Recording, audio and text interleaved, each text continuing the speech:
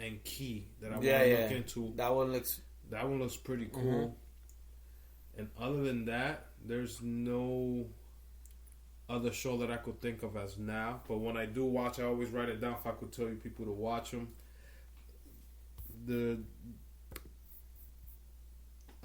I know that you were saying about there was a show there that I want to. Oh, the MacMillions. I'm gonna let it run if I could just binge it. Yeah, that's probably smart. It's probably smart. I don't know how many episodes it's gonna run. This documentary, but yeah, me and my girl watched it. We wanted to watch the next one right after, but I bet. Yeah, so that was the only sucky thing. But no, the MacMillions, I like the first episode so far. And it seems like it's gonna be a much bigger. Like a lot of times when you see those like documentaries, like you're like not surprised, but you're like, holy, can't believe this shit turned out like to be like. So sometimes these documentaries like they feel like it's a movie script, and you're like, oh shit, this is real life. Like that cat one. Oh. Like at first I didn't think it was gonna go to that extent. Yeah. If you watch it, you're like, okay, but then you're like, holy shit, how it all tied up together. So like a lot of these documentaries, you're like, yo, that if a person wrote that as a script, it would be a dope movie or a dope show. So a lot of these documentaries, a lot of times you're like Albert said, I haven't watched that Pharmacy, but it's just like a regular person figures out all these things, and you're like, what the fuck? How did that happen? That's what I'm watching now is the I'm a Killer, and I'm like watching these dudes behind the glass. Yeah. Behind the glass. Mm-hmm. And they're talking about, I did this. This one dude is the second episode. He's a G because he goes, yo, I got 41 years for killing 3 people. That's a slap in the wrist. Damn. You think 41 years is enough for one body? Shit. I'm like, yo, this motherfucker talking like, yo, they could take him back to trial. Yeah. But I guess they signed papers that they can't use this against him already because he already has it on paper. Because he pled guilty. Yeah. And they were like, I think he was a minor at the time. He was like 16 or 17 when he did it. He's like, yo, I just copped. I said, yeah, I did it. The devil made me do it. He was talking to me. Yeah. And I had to get their souls. I'm like, holy, what the fuck? I always think about a lot of those things. A lot of times I think if it's like a drug that gets them there. They were high. Yeah. They were drunk. That happened in Jersey I think this week. Some guy... sorry to cut you off. He killed, I think, his family, his wife, and everything, and he hung himself. If I'm correct, like they found him like in one of the highways. On one, like you're driving in Atlantic City, one of those things. I guess he on the sign. No, like in the trees there, he hung himself. But supposedly that the devil made him do it or something like that. He killed his family, his wife, Spanish guy. Dude, crazy. This and me watching that, I'm like, man, am I normal? Are they normal? Like, what will make somebody go and... They just do it. We all think the same shit. We think at times of killing somebody. It could be a girlfriend. It could be a teacher when you're young. No, I never thought about killing somebody. I always thought about it when I was young. Whoa. He plead the fifth. Yeah. What? I'm like 16, 17 years old. Don't call the cops now, please. This is like when I'm young, you like either think about it or like talk about it, or like a boss that gets in your case. I feel, when it comes to that, I feel like, yo, I want to fuck him up. I never said I want to kill him. Oh, I used to think that. Oh, man. I want to stab him. Woo! Yeah. Chucky over When I was like young. This is Chucky. Yeah, but yeah, no, it's crazy. I think just those people, they just fucking do it. And sometimes I just think, like I said, it could be drugs. That when I say drugs, that includes alcohol that makes people like kill somebody. Just sometimes emotion. A guy could catch, or vice versa, catch his girl fucking someone in front of his bed. That's one of the stories. That's one of the guys. Oh, yeah. He was like, yeah. Yo, it was a girl he was messing with. Mm-hmm. And the guy, he just goes to the room, and the guy's there. He's like, "What the fuck you doing here?" And I was like, "The guy who got caught, told the dude that caught him, yo, what the fuck you doing here?" I'm like, "Yo, this is his house," and that set him off. And homeboy was like, "Yo," and they started fighting, and he bucked him, pop. because they were fighting and he bucked her by mistake because he didn't really want to shoot her. Yeah, so and I was like, oh my god, this guy's he's got the death sentence. Yo, all these guys talking, they're in death row. They're like they're gonna die. Yeah, and that's like, I guess that's why they could talk freely about the murders they did. But then they give you like, oh, after taking him to court, back to court, his death sentence got turned to life sentence. So some of them are still going to be alive, but they're never going to be able to come out.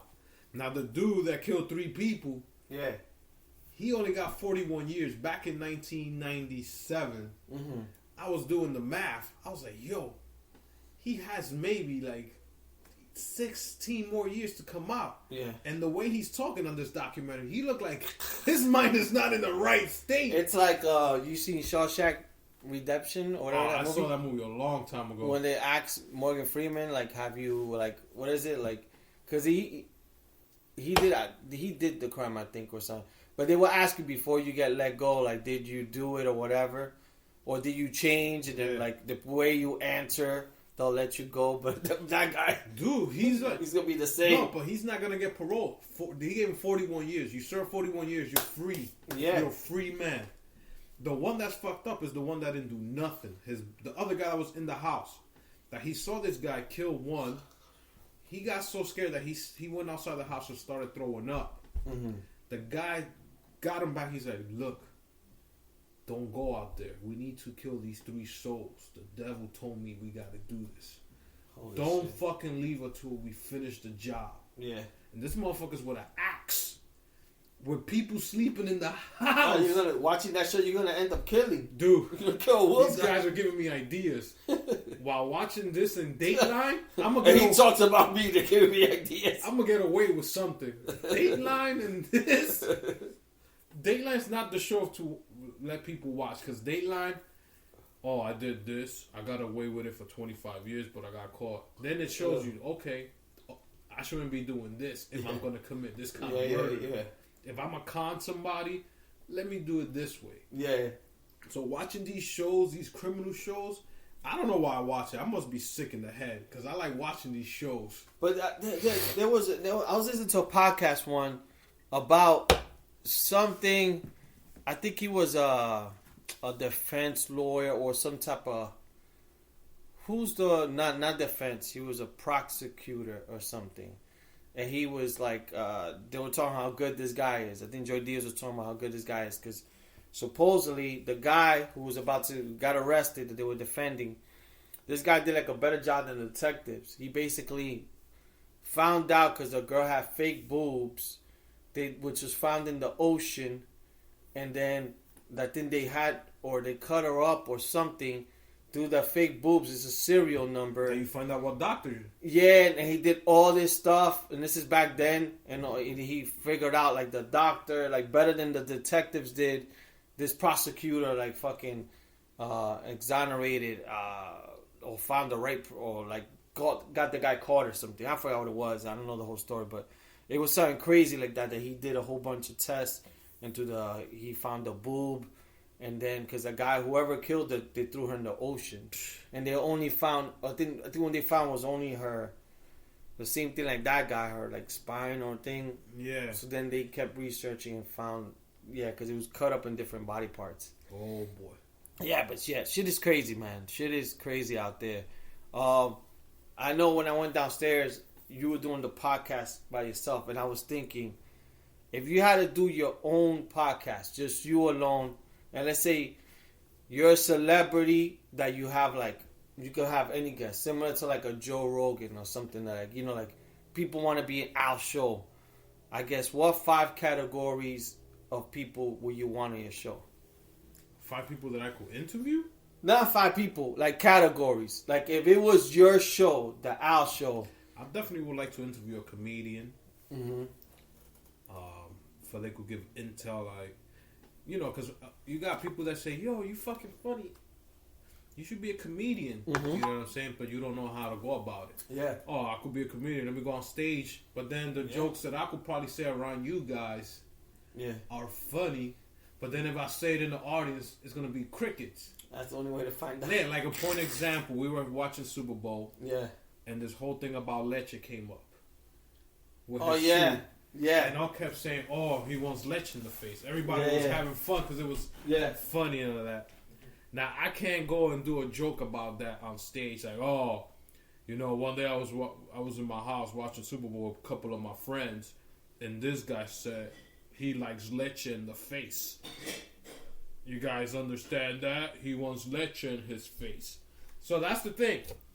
I will definitely put a comedian. You could. You gotta find a way. Bring a comedian onto the podcast. I know wrestlers will probably be second. Oh yeah, definitely a wrestler. I will leave like movie stars for last because they'll probably be the hardest. Somebody from TV shows, famous TV shows. Mm-hmm. Those will be the same. So those will be movie stars. Yeah, definitely a comedian. If I could give you intel. Any sports? That's the thing. Like, will I want somebody that's retired or playing right now? Because if I'm not a known podcaster or analyst, LeBron will not give me the day and time.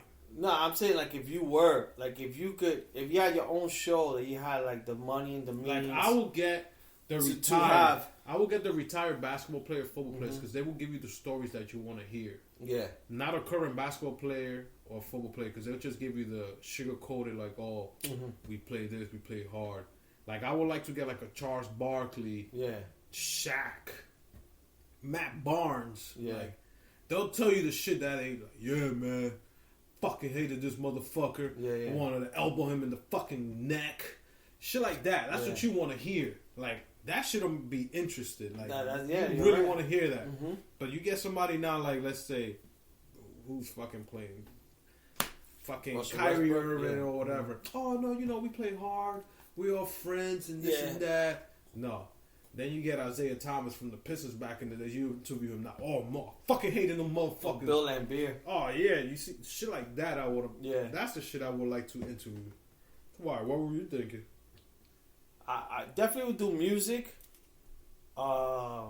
Just music artists. Like I guess same thing like you said. It's always the background stuff, like DJ Premier. Find out like how he comes up with the beats, like producers. Because I mean rappers we kind of know, but or the same thing with rappers. Like who writes their rhymes, or like stuff like that. So music will be one in total, and I would do like all genres. I would do like country music and stuff like that to find out like how they come up. Like even though this shit's about beer, whiskey, and women, but like I just wonder a lot of other stuff. And then even too, you can even do Spanish. Try to find out about them. So I would do music one, sports two. I would like to fucking do comedians as well. Interview telenovela females. Yeah. And I'll ask them why. How come you guys are hotter than the white novela actresses? Yeah.